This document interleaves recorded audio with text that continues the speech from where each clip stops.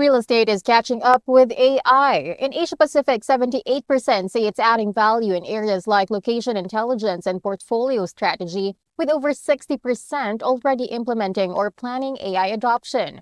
To know more about its specific use cases, we have here Mike Davis from Colliers and James Wong from Urban Land Institute. Now, let's begin with the importance of today's topic.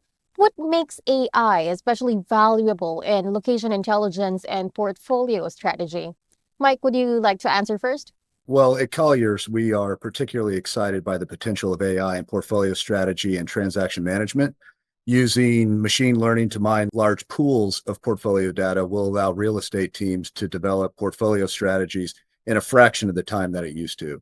AI enables us to move from reactive to predictive decision-making. AI models will soon be able to forecast market trends, tenant demand, and economic shifts, helping corporate real estate leaders proactively adjust their portfolio strategy. AI can analyze thousands of properties and variables simultaneously to identify underperforming assets, consolidation opportunities, or expansion targets. This supports more agile and data-driven portfolio management.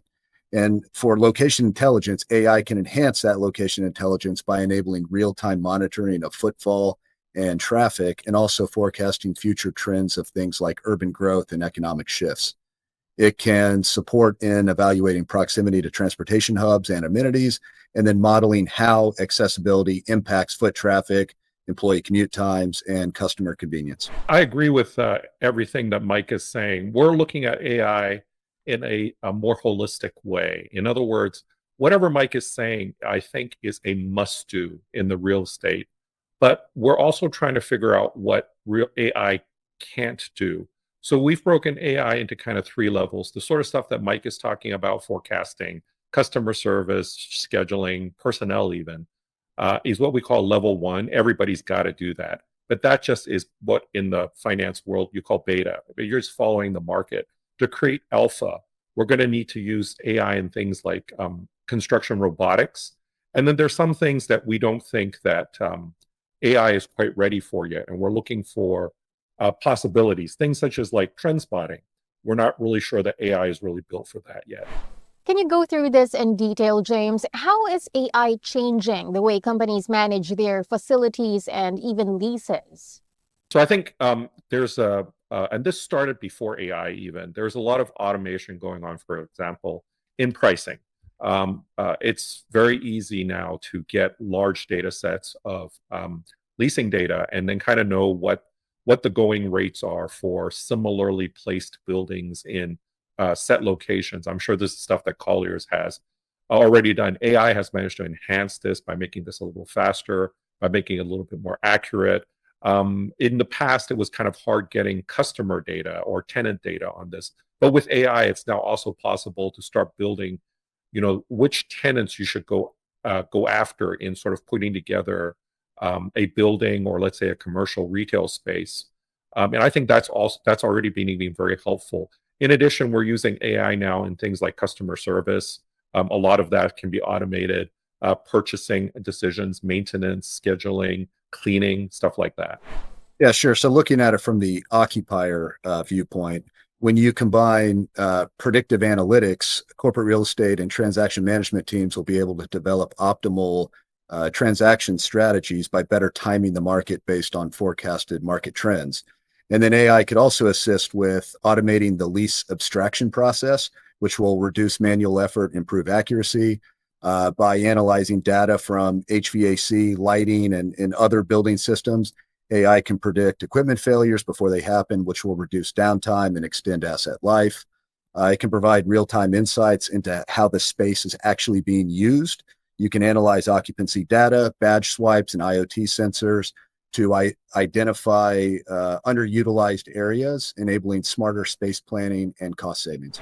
Given such changes, are there also specific skills that corporate real estate professionals would need as AI adoption grows? So let's start with what's at the edge, at the boundaries right now. So let me give you an example. We have been shown some software on, let's say, fitting out a space. So with AI, in the past, to fit out a space, you would have to bring a designer in. they would spend a couple of weeks coming up with maybe 2 or 3 different designs.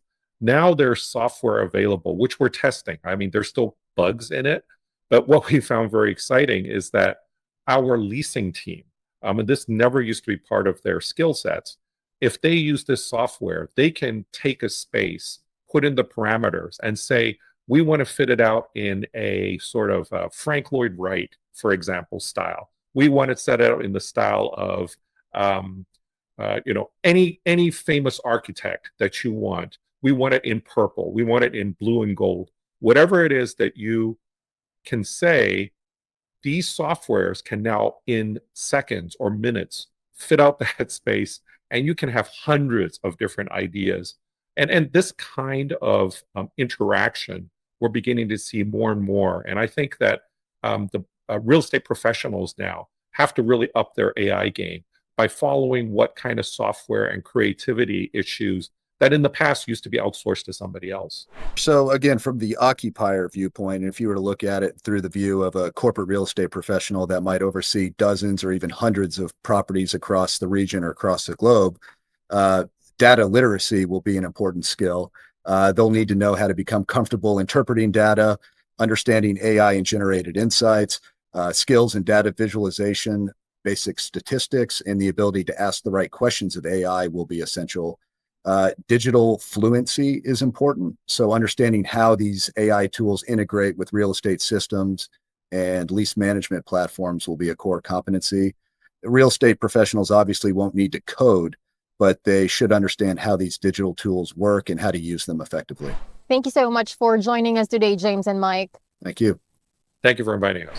Once again, those were Mike Davis, Managing Director of Occupier Services in Asia Pacific at Colliers, and James Wong, Chairman at Hong Kong Land Investment and Chair at ULI Asia Pacific Technology and Innovation Product Council. For more news, visit realestateasia.com.